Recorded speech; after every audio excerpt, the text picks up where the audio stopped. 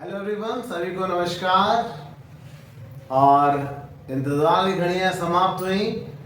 बहुत समय से डिमांड आ रही थी कि मेडिकल की फील्ड से जुड़ा हुआ कोई इंटरैक्टिव सेशन आपके लिए प्रस्तुत किया जाए। तो इंतज़ार की घड़ियां समाप्त हो गई हैं आज हम एक्सक्लूसिव पॉडकास्ट लेकर के आए हैं अपने दर्शकों के लिए, अपने श्रोताओं के लिए। बिना ज़्यादा समय गंवाए हुए मैं इंट्रोड्यूस करना चाहूँगा डॉक्टर नितेश वर्मा जी से, जो कि सामुदायिक स्वास्थ्य केंद्र खैराबाद सीतापुर में पोस्टेड है। सर के बारे में बताना चाहूँगा कि सर नवोदय विद्यालय से पास आउट हैं और बाकी चीज़ें जो सर से जुड़ी हुई हैं मेडिकल के लाइन की, वो उन्हीं के मुंह से हम सुनना चाहेंगे। तो मैं चाहूँगा कि सर हमें बताएं कि नवोदय विद्यालय में जब उन्होंने अध्ययन किया तो कैसे नवोदय विद्यालय ने उनकी पर्सनालिटी को शेप किया जिससे वो डॉक्टर्स की लाइन में आने को तैयार हो गए। Sir please. नमस्कार। पहली बार सभी को बहुत बहुत प्यार, और जितने भी चैनल को देख रहे हैं बहुत ही आभार और इसको प्यार देते रहे। बहुत ही अच्छा काम कर रहे हैं हमारे साहब, और इन्होंने आज बहुत ही दोहराए बताया है कि नहीं ये बताइए कुछ बच्चों को समस्याएं आ रही हैं। तो सबसे पहले तो मैं आभारी हूँ नवोदय का, इसने मुझे इतना बड़ा प्लेटफॉर्म, इतनी बड़ी अपॉर्चुनिटी दी है कि मैं आज डॉक्टर बन गया हूँ। और वो कोई भी तम जो है फील्ड से अच्छे सब लोग निकले हैं अपनी फील्ड से। नवोदय के कहते हैं ना कि वो एक क्रेच है वहाँ का, एक ऐसी फैक्ट्री है, मतलब इंसान मेकिंग फैक्ट्री बोल सकते हो कि ऐसी फैक्ट्री है जो हर टाइप के प्रोडक्ट देती है और बेस्ट क्वालिटी प्रोडक्ट बना के देती है, जो कि सारी फील्डों में है। उसी में से मैं एक, जैसे मैं मेडिकल से था, बायोलॉजिस्ट था, तो मैं डॉक्टर बना। तो बस यही कहना चाहूँगा कि मैंने पढ़ाई यही जवाहर नवोदय विद्यालय खैराबाद से करी है, और मैं बहुत ही खुश नसीब हूँ कि आज मैं उसी खैराबाद में आज डॉक्टर पोस्टेड हूँ CSC पे, और मैं यहाँ के लोगों की सेवा कर पा रहा हूँ। और मैं बड़े खुशी के साथ कह रहा हूँ, कभी कभी मैं नवोदय को जाने को सौभाग्य मिलता है, और वहाँ के बच्चे भी हमारे साथ इंटरेक्ट करते हैं। कभी कभी उनकी कुछ भी स्वास्थ्य संबंधी समस्याएं होती है, उनको मैं दूर करने में मदद करता हूँ। तो नितेश जी, आपने बताया, I am very glad that कि आपने नवोदय में बायोलॉजी से पढ़ाई की और उसके बाद आज डॉक्टरी की फील्ड को आपने चूज़ किया है। डॉक्टर्स को भारत में भगवान माना जाता है, और भगवान वाकई में डॉक्टर्स के रूप में साक्षात हमारे सामने हैं, क्योंकि डॉक्टर जब भी हम बीमार होते हैं डॉक्टर से हमें उस समस्या से बाहर निकालते हैं। तो अगली कड़ी में हम जानना चाहेंगे कि आप जब 12th किया नवोदय से, तो नवोदय से 12th करने के बाद बच्चा बिल्कुल पूरा कागज होता है, उसको कुछ पता नहीं होता है। तो आपने फिर डॉक्टर्स की तैयारी, यानी कह सकते हैं MBBS, जो एक बहुत ही बड़ा नेम होता है, जिस समय आपने किया था उस समय CPMT शायद बोला था, कंबाइंड प्री मेडिकल टेस्ट। उस समय तो खैर अलग ही था, अलग ही तरीका था। आजकल नीट हो गया है, लेकिन एग्जामिनेशन पैटर्न काफी कुछ वैसा ही है। तो मैं जानना चाहूँगा कि सर ने आपने तैयारी कैसे की थी? एक्चुअली मैं बोलूँ उस समय जब निकले तब तो सोशल मीडिया इतना था नहीं, को बहुत कुछ चीज़ें पता नहीं होती थी। तो जैसे मैंने इंटर पास आउट करके फिर ये था कुछ करना है, दिमाग में बस ये रहता था कुछ करना है, कुछ अच्छा करना है। तो हमने सीधे पास में लखनऊ है तो लखनऊ को ट्रेन पकड़ी, तो वहाँ पे गए कॉलेज में BSc में एडमिशन लिया, लखनऊ क्रिश्चियन कॉलेज में BSc में एडमिशन लिया। तो बस मैं वहाँ जाके मुझे पता चला, क्योंकि कि यार इसको तैयारी करते हैं बायोलॉजी वाले, ऐसे कोचिंग करते हैं, तैयारी करते हैं। तो मैं BSc के साथ साथ तैयारी करता रहा। मतलब ये था कि पहले मैंने वहाँ से BSc पास आउट किया, उसके बाद मैंने तैयारी शुरू करी, बेसिकली ये है। तो BSc तो और अच्छी बात है कि आप पहले ग्रेजुएट हुए। और एक चीज़ मुझे नहीं पता चली है कि आपने क्रिश्चियन कॉलेज से पढ़ाई की है। क्या आप 2002 पास आउट हैं वहाँ से? हाँ, मैं 2002 से पास। देखिए इत्तेफाक, देखिए कि मैंने भी क्रिश्चियन कॉलेज से ही पढ़ाई की है लखनऊ में, और मेरा भी 2002 का ही पास आउट है। मैंने BA किया, सर ने BSc किया। यही इसी कहते हैं कि दुनिया गोल है, दुनिया गोल है, और तब नहीं मिले हम लोग, अब मिले। तो दैट्स वेरी नाइस। सर मैं जानना चाहूँगा कि मेडिकल फील्ड में जब आप MBBS कर रहे थे, थोड़ा उसके बारे में बताएं, कहाँ से आपने MBBS किया और MBBS के दौरान आपके क्या अनुभव रहे? एक्चुअली मैंने MBBS Bardhaman Medical College Calcutta से किया, West Bengal all India competition में बीट करके गया था। तो 2011 मेरा सिलेक्शन हुआ। तो उसके पहले भी मैं भटकता रहा, तैयारी करता रहा, एमएससी में एडमिशन लिया, फिर ड्रॉप किया, ये करता रहा। फिर जब 2011 में मैं Vardhaman Medical College West Bengal से मैंने वर्धमान मेडिकल कॉलेज बड़ा हिस्टोरिकल जगह है वर्धमान, वेस्ट उसका बंगाल। बहुत अच्छा इंस्टीट्यूट है। अभी रिसेंट में उसमें लास्ट ईयर उसके 100 ईयर कंप्लीट हुए हैं एज मेडिकल कॉलेज के। अच्छा, हमारे सेंचुरी पूरी की है सब, बहुत ही रिनोवेड इंस्टीट्यूट है वो। तो वहाँ से मैंने पास आउट किया है और मैं खुश नसीब हूँ कि मैं बंगाल गया। एक थर्ड लैंग्वेज का भी एक चीज़ है, थोड़ा कल्चर मिल रहा है। और वहाँ पे मैं बताना चाहता हूँ कि नवोदय से पास आउट होने का मुझे वहाँ पे बेनिफिट बहुत ज़्यादा मिला। क्योंकि जनरली जब हम हॉस्टल रहते हैं, जो हमारी ग्रूमिंग इस टाइप से होती है, वो चीज़ें बाद में काम आती हैं। जी बिल्कुल। वो चीज़ें मुझे वहाँ पे काम आई। और खुशकिस्मती देखिए, लक चांस देखिए कि जो मेरा वहाँ रूममेट था वो भी नवोदय झारखंड गढ़वा से पास आउट था। और he is also serving as a medical doctor, orthopaedic surgeon, और आप झारखंड में पोस्टेड है वो। झारखंड पोस्टर है। कितना देखिए इत्तेफाक, दुनिया गोल होना, इत्तेफाक होना, सब जगह नवोदय ही नवोदय है। अब मैं जानना चाहूँगा, आपकी फील्ड होगी, आपने एमबीबीएस कहाँ से किया? वर्धमान से किया आपने। मैं जानना चाहूँगा कि वर्तमान समय में जो हमारे स्टूडेंट्स हैं उनके लिए स्पेशली हम ये शूट कर रहे हैं, तो क्या गाइडलाइन है, तैयारी कैसे करें? फिजिक्स है, केमिस्ट्री है, बायोलॉजी है, कितना वेटेज दें, नेगेटिव मार्किंग है, कैसे उसको हैंडल करें? देखिए, बहुत बड़े क्वेश्चन उठाया है आपने, बहुत ही अच्छा है। क्योंकि पता तो सबको ये करना है, ये इसके बाद ये करना है, कैसे करना है, यहाँ पे बाकी बच्चा कहीं कहीं फंसता है। कितना टाइम देना है उसमें फंसता है। कई बार क्या होता है कि बच्चे के अंदर पोटेंशियल तो है, अच्छा सा पोटेंशियल है, लेकिन उस समाज के दबाव में या पेरेंट्स के दबाव में या कहीं तमाम और दबाव के चक्कर में वो कहीं कहीं बॉर्डर लाइन पे पहुंच के कहीं बैक बाउंस होते हैं बच्चे। तो वहाँ पे या आपको थोड़ा स्टे करना है। कहता है ना कि आप, एक पुराणों में कहावत है ना कि अर्जुन की आंख वाला जो है, चिड़िया की आंख देखना है आपको अर्जुन का, कि मुझे इफ और बट नहीं, सिर्फ यही चाहिए।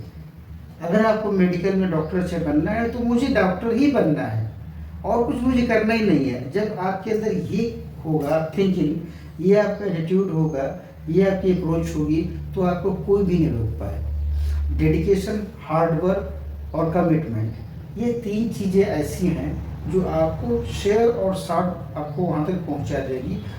विद पेशेंस, पेशेंस आपको रखना है, ये बहुत बड़ी चीज़ है। तो सर ने ऐसा बताया, पेशेंस, बिल्कुल सही कहा। दुनिया का कोई भी एग्जाम हो, चाहे आप यूपीएससी करने जाओ, चाहे यूपीपीएस करने जाओ, या कोई भी इंजीनियरिंग करने जाओ, या आप मेडिकल करने जाओ, पेशेंस इज की फॉर सक्सेस। एक चीज। दूसरी, सर ने कहा डेडिकेशन, यानी कि आपको काम भी करना है, केवल पेशेंस से काम नहीं चलेगा, डेडिकेशन भी रखना है, यानी कि अपनी स्टडीज को घबराना नहीं है। फिजिक्स हुआ, केमिस्ट्री हुआ, बायोलॉजी हुआ, पढ़ना है, रोज पढ़ना है, टाइम देना है। अच्छा, तो मैं जानना चाहूंगा कि इस एग्जाम में सफलता प्राप्त करने के लिए कोचिंग इंस्टीट्यूट की क्या भूमिका है? देखिए, कोचिंग इंस्टीट्यूट क्या है कि बहुत ही बेनिफिशियल है। मैं तो पर्सनली बोलूँगा, क्योंकि हम इंटर करके बच्चा जा रहा है तो कहीं कहीं वो पास तो करता है। इंटर की जो पढ़ाई हम लोग करते हैं, या उसके दिमाग में होता है कि मार्क्स सिक्योर करना, परसेंटाइल को मेंटेन करना, यहाँ पे उसका फोकस रहता है। और दूसरी बात क्या होती है, उसका जो बेसिक कंसेप्चुअल जो होता है, बेसिक कंसेप्ट या कंसेप्चुअल नॉलेज है, वो कहीं कहीं उतना स्ट्रॉन्ग नहीं होता है। तो जब आप कोचिंग में जाते हैं तो आपको कंसेप्चुअल नॉलेज और बेसिक क्लियर किया जाता है कैसे क्या करना है। यहाँ तो कई बच्चे अच्छे अच्छे टॉपर्स भी होते हैं, मैंने कर लिया, रट के निकाल लिया, क्वेश्चन कर लिया, मार्क्स स्कोर कर लिया 90%, 98, 95, उस चीज़ का वहाँ पे कोई मतलब नहीं है। और मैं हर बच्चे से बताना चाहता हूँ, चाहे आपने 30% 50% पाए हैं या 95% पाए हैं, उसका उस परसेंटाइल से कोई मतलब नहीं है। कॉम्पिटिटिव दुनिया एक अलग दुनिया है, वहाँ पे आपको एज ए नॉलेज आपका टेस्ट किया जाता है, आपका अप्रोच और आपका पेशेंस, ये चीज़ें हैं बहुत जरूरी। अप्रोच एंड पेशेंस बहुत इंपॉर्टेंट है। और आपको जैसे सर ने कहा कि कई एग्जाम्पल्स हमें यूपीएससी में मिलते हैं जहाँ पर कैंडिडेट ने हार्डली 50% या 55% साथ ग्रेजुएशन किया और फिर उसने यूपीएससी परीक्षा को पास किया। एक मिनट मैं रोकना चाहूँगा, कई मैं पर्सनली जानता हूँ कि यूपीएससी आईएएस बने हैं हमारे हैं, बहुत ही नोबल पर्सन हैं, बहुत ही रेनोवेट पर्सन है। उनका हाई स्कूल में भी 3rd डिवीज़न था, इंटर में भी 3rd डिवीज़न था, और ग्रेजुएट में भी उन्होंने मुश्किल से 2nd डिवीज़न पाया था। लेकिन बाद में वो मेहनत करके आईएएस हैं। आज एक शायद बहुत बड़ी पोस्ट सचिव वगैरह हैं। मैंने पर्सनली देखा, तो किसी के मार्क्स अगर कम आते हैं, ज़्यादा आते हैं, यहाँ पे घबराना नहीं है। डोंट लेट आउट गो, मतलब ये नहीं कि नहीं मेरे से नहीं होगा, ये कम होगा, ऐसा नहीं है। बस अपना 100% आपको उसमें दे देना है। तो कहने का मतलब है लगातार चलते रहेंगे तो सफलता मिलेगी जरूर, आप उससे वंचित नहीं रह जाएंगे। अपने आप से कमिटमेंट करें कि नहीं मुझे करके दिखाना है, मैं कर लूँगा। ये चीज़ें जो हैं सेल्फ बिलीव, एनी हाउ, कि मेरे सामने तमाम बच्चे जाते हैं वहाँ पे कि मेरे पास कोचिंग नहीं है, बहुत गरीब बच्चे जाते हैं अच्छे घरों से, कि अच्छी कोचिंगें नहीं कर पा रहे हैं, अच्छे अच्छे टीचर्स नहीं पढ़ पा रहे हैं, तो सेकेंड उससे नीचे कोचिंग है, हर लेवल की कोचिंग है, हाई उससे भी जैसे जैसे पैसे के हिसाब से भी कोचिंगें चलती। तो मैं पर्सनली बता रहा हूँ कि मैं खुद एक फॉर्मल बैकग्राउंड से, मेरे पिताजी किसान थे, मैंने कभी भी कोई भी एक अच्छी कोचिंग में अफोर्ड नहीं कर पाया। मैं उन बच्चों को बताना चाहता हूँ कि जो थोड़ा सा इकोनॉमिकली वीक हैं या परेशान पैसे की वजह से, कभी मन ऐसा नहीं है, आप कोई भी कोचिंग कर लीजिए, ईमानदारी से पढ़िए। कई कोचिंगें, तमाम इंस्टीट्यूट्स फ्री भी चला रहे हैं कोचिंगें वहाँ पे, मेडिकल्स की, इंजीनियरिंग की ना, और सब की, सिविल्स की भी चल रही हैं।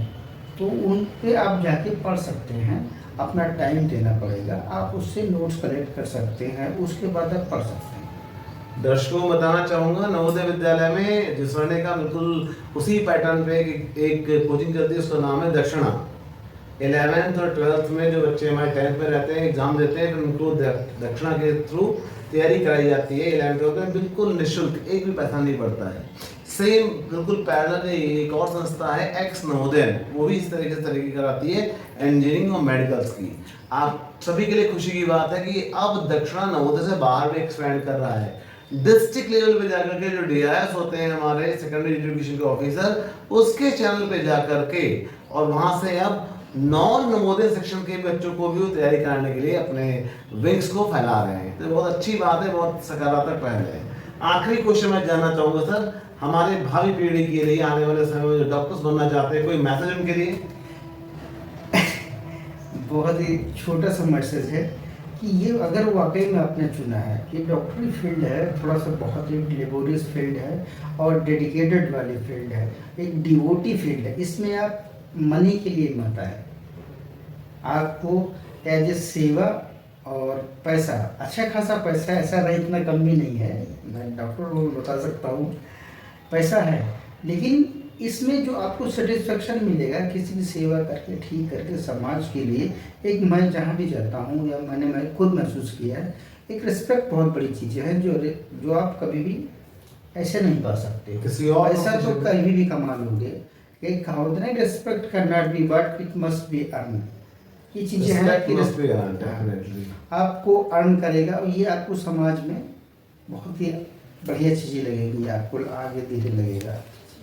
तो आज के इस पॉडकास्ट में सर ने जैसा कि बताया, आपको सारी चीज बताई, एक चीज कि एक चीज मिस हुई है जी सर, कि मैं थोड़ा सा स्ट्रेटेजी बताना चाहूँगा कि बच्चे कई बार क्या होते हैं कि वहाँ पे तैयारी करने जाते हैं, कोचिंग तो ले लेते हैं, सब कुछ कर लेते हैं, वहाँ पे दो कमियाँ हैं मैंने महसूस करी हैं।